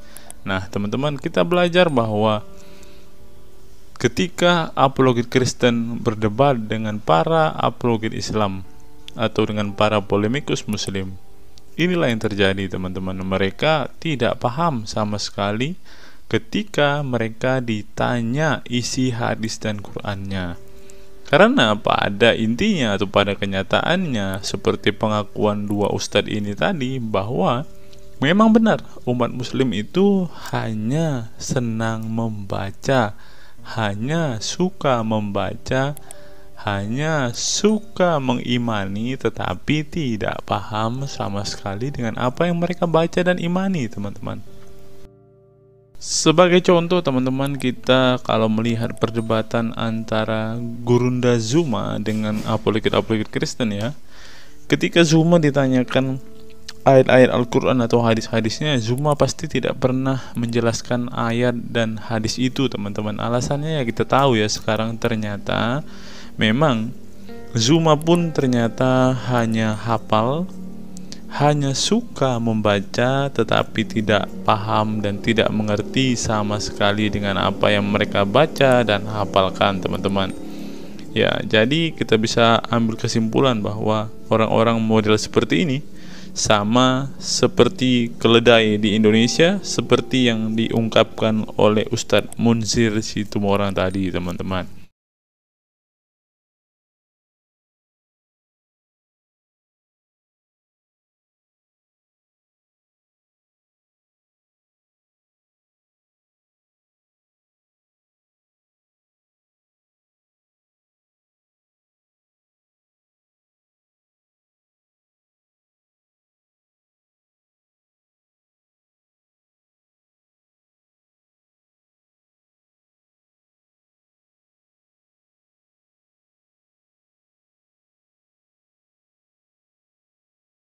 Fenomena pemurtadan dan kelompok Islam radikal.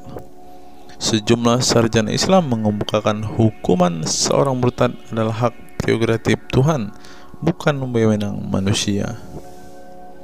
Masalah pemurtadan selalu menjadi isu penting dalam sejarah wacana keislaman. Dalam Islam, tindakan atau sikap seseorang muslim meninggalkan agama Islam, baik dengan perkataan maupun dengan perbuatan, disebut dengan ridah atau irtidad dalam bahasa Arab.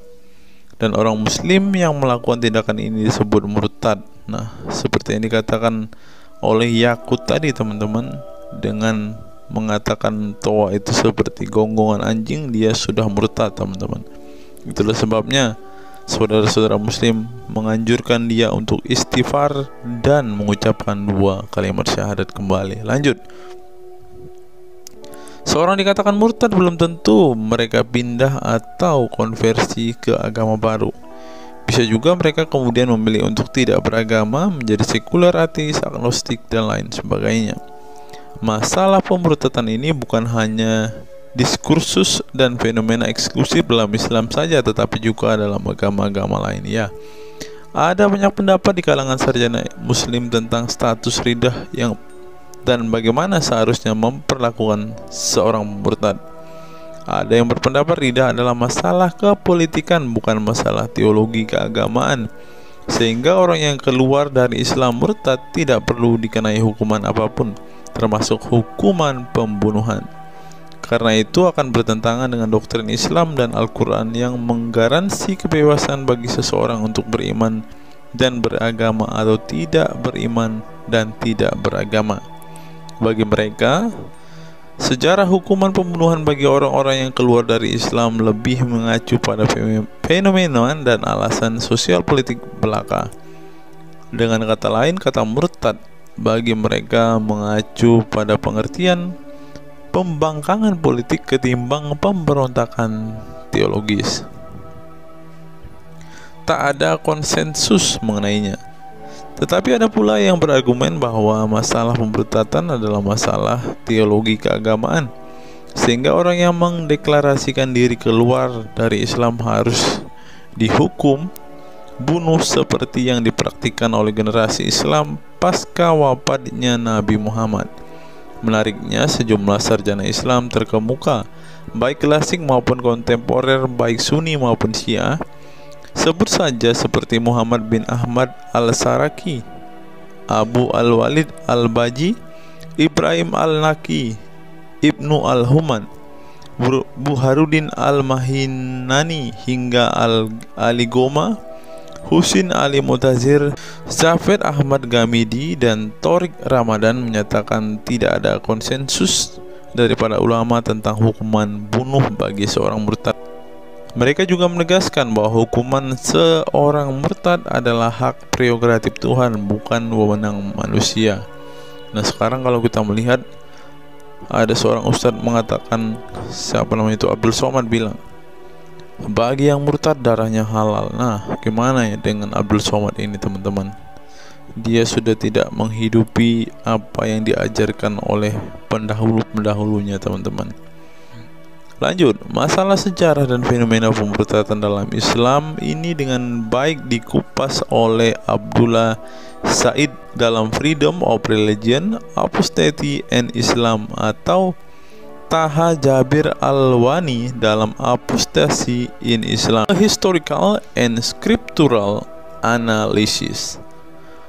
Tulisanku ini tak bermaksud membahas secara lebih dalam dan detail tentang pemurtadan ini, tetapi ingin menyajikan sejumlah fenomena pemurtadan di kalangan masyarakat Islam kontemporer, di mana banyak orang-orang yang memilih keluar dari Islam bukan lantaran menghadapi peliknya masalah teologi keislaman misalnya, melainkan dikarenakan telah muak menyaksikan perilaku Islam itu sendiri, khususnya kalangan muslim ekstremis. Nah, ini juga yang buat saudara-saudara kita muslim murtad, teman-teman.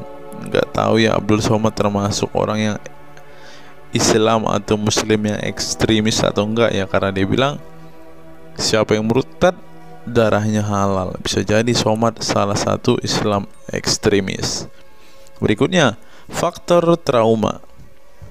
Bagi kelompok Islam militan konservatif, pemurtadan adalah tindakan haram dan kaum murtad harus dibunuh. Tetapi mereka tidak menyadari bahwa banyak kaum Islam yang memilih menjadi murtad justru karena mereka trauma dengan perilaku brutal kelompok radikal Islam itu sendiri. Lihat misalnya penuturan sejumlah mantan muslim dalam buku Living Islam, Apostate Speak Out, yang diedit oleh Ibnu Warak, nama samaran, seorang pensiunan Islam kelahiran Rajkot, India. Dalam buku yang sangat provokatif ini, sejumlah ex-muslim bersuara keras memberi kesaksian tentang kebobrokan perilaku kelompok muslim radikal di negara-negara yang mayoritas berpenduduk muslim seperti Pakistan, Bangladesh, Aljazair, Iran, Afghanistan, dan lain sebagainya. Para penulis buku ini sebelumnya merupakan para sarjana aktivis muslim yang taat saleh sampai akhirnya mereka menyaksikan momen-momen mengerikan dalam hidup mereka hingga akhirnya mereka menyatakan goodbye pada Islam. Lihat teman-teman, mereka ini adalah saksi keekstriman Islam, teman-teman. Kini mereka memilih menjadi Kristen, agnostik, ateis, humanis, sekularis, free thinker, dan lain sebagainya. Setelah mendeklarasikan dari emoh pada Islam, mereka kemudian pada umumnya memilih tinggal di Barat, khususnya Amerika Serikat, Kanada, Eropa Barat, dan Australia. Karena kalau mereka tinggal di Arab ya pasti dipenggal, teman-teman. Sebagai suaka baru mereka dengan pertimbangan satu, masalah ketidakamanan jika mereka tinggal di negara asal mereka, sebab seorang yang pindah agama dihukumi murtad dan mereka itu bisa dibunuh. Nah, benar apa yang saya katakan tadi kan, teman-teman. Yang kedua, lantaran di Barat ada jaminan soal kebebasan beragama. Nah, kalau di negara asal mereka hanya satu agama, teman-teman. Kalau mau meluk agama lainnya, siap-siap dipenggal karena darahnya halal. Inilah ajaran Islam yang asli. Berikutnya, buku yang ditulis oleh kaum murtad ini penting untuk disimak sebagai kritik tajam atas tindakan radikalisme agama yang dilakukan oleh, meminjam istilah Muhammad Said Asmani, kelompok ekstrim yang sering menebarkan kekerasan dan kebencian dalam menyampaikan pesan-pesan keagamaan tanpa disadari bahwa perilaku sadis dan barbar mereka telah menyebabkan sebagian umat Islam frustasi dan kehilangan kepercayaan terhadap agama mereka, kemudian memilih hengkang dari Islam. Ini menunjukkan bahwa masalah pemurtadan atau proses konversi tidak semata-mata masalah teologi keagamaan, tetapi juga sosial, politik, dan ekonomi. Itulah yang dialami Ibnu Warraq, Ali Sina, Anwar Saik, Faisal Muhammad, Syarek Malik, Samia Libini, Abul Qasem, dan masih banyak lagi. Semula mereka adalah para pemeluk Islam saleh yang kemudian memilih keluar dari agama ini setelah mereka mengalami dan menyaksikan peristiwa tragis dalam sejarah hidup mereka. Simak misalnya penuturan Ali Sina dalam Why I Live Islam, My Passage from Faith to Enlightenment. Ali Sina yang masih keturunan Ayatollah Iran ini menuturkan pengalaman getir hidupnya menyaksikan serangkaian horor di negaranya Iran. Dia mengatakan sejak Ayatollah Khomeini berhasil menggulingkan diktator Shah Reza Pahlavi pada tahun 1979, segera ia mengganti ideologi sekuler negara dengan ideologi Islami yang tunduk sepenuhnya pada otoritas Khomeini.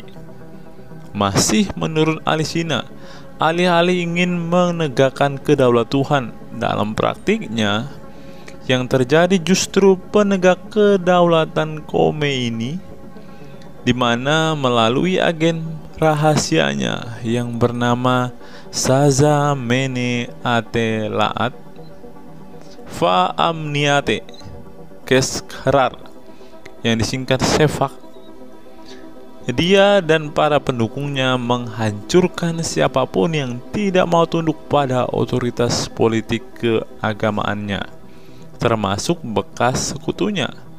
Maka pada saat Imam Khomeini berkuasa, kata Sina, nyawa pun menjadi sangat murah. Ribuan orang Irak dibunuh sebagai efek perang teluk antara Iran-Irak. Ribuan pengikut Bahai Faith disiksa dengan tuduhan murtad, dan ribuan penduduk Iran yang menolak otoritas politik dan agama sang imam dipenjara. Nasib kaum perempuan lebih tragis lagi. Sebelum dibunuh, mereka diperkosa oleh tentara syariat dengan alasan sebagai imbalan pembangkangan kepada sang Ayatollah sekaligus tiket menuju surga. Oh, ngeri teman-teman, tiket menuju surga. Peristiwa tragis semasa rezim Khomeini ini membuat Ali Sina trauma dan kehilangan kepercayaan terhadap Islam sehingga ia memilih murtad. Sekarang ia mendirikan Faith Freedom Foundation untuk mengadvokasi orang-orang yang ingin meninggalkan Islam. Selain Ali Sina, pengalaman getir juga dialami oleh Abul Qasem Bangladesh, Syarek Malik Pakistan, Anwar Saik Pakistan Bertain, Nadia dari Maroko, Samia Libina dari Tunisia, Azad dari India, dan masih banyak lagi. Setelah mengalami dan menyaksikan sejumlah peristiwa tragis kekerasan agama yang dilakukan kaum muslim radikal di negara mereka, mereka kemudian hijrah ke iman yang baru. Memang tidak bisa dipungkiri di negara-negara berbasis Islam itu telah terjadi sejumlah peristiwa sadis yang dilakukan sekelompok rezim muslim militan dan kaum radikal agama demi ambisi politik kekuasaan mereka. Atas nama agama dan penegakan syariat Islam, mereka melakukan serangkaian teror dan kekerasan terhadap kelompok minoritas dan lawan-lawan politik agamanya. Penulis perempuan Mesir Bad Yeor telah menunjukkan dengan baik sebagian dari sejarah gelap radikalisme kelompok militan konservatif terhadap kaum minoritas ini dalam buku The Decline of Eastern Christianity Under Islam From Jihad to Dhimmitud. Dalam buku ini, dia berpendapat bahwa konsep dhimmi, khususnya Kristen dan Yahudi yang secara literal mengacu pada definisi protected people, orang-orang yang dilindungi, dalam realitasnya justru menjadi kelompok yang diperas, dieksploitasi, karena di samping dipaksa membayar pajak pada pemerintah, mereka tidak pernah menikmati hak-hak sipil sebagai warga negara. Di negara-negara berbasis syariat Islam, mereka memang menjadi warga negara kelas 2, kalau bukan malah tidak berkelas lagi. Wah. Tidak hanya non-muslim saja, kaum muslim yang kebetulan berseberangan dengan ideologi dan aliran keagamaan rezim penguasa, baik rezim Sunni maupun Syiah, juga mendapat perlakuan kejam dan diskriminatif.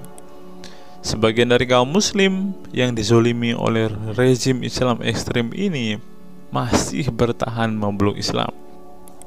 Tetapi sebagian lain lebih memilih kabur ke negeri lain dan emoh memeluk Islam lagi.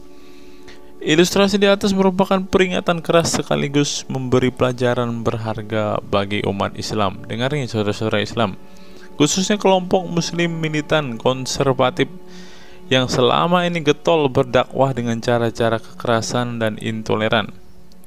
Perilaku brutal dan aksi-aksi kekerasan yang mereka lakukan tidak hanya menyebabkan simpati publik terhadap kaum muslim merosot atau melorotnya tingkat kepercayaan publik terhadap Islam sebagai agama damai, toleran, pluralis, dan rahmatan lil alamin. Tetapi lebih dari itu, tindakan konyol kaum radikal agama ini telah menyebabkan pemurtadan sebagian umat Islam itu sendiri. Kedepan kaum muslim harus menebarkan Islam dengan cara-cara damai, santun, dan toleran, bukan dengan tindakan keras, kasar, dan intoleran yang justru merugikan Islam dan kaum muslim itu sendiri. Jika memang Islam itu agama rahmat bagi alam semesta, maka buktikan itu dengan tindakan nyata. Wallahu alam bishawab.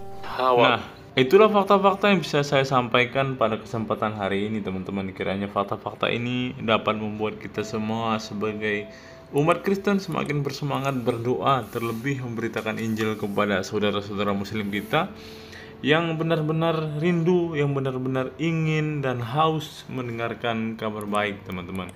Karena Alkitab memang mengatakan ada orang-orang yang hatinya sudah tertutup untuk Injil dan mereka tidak akan pernah mendengarkan kabar baik itu.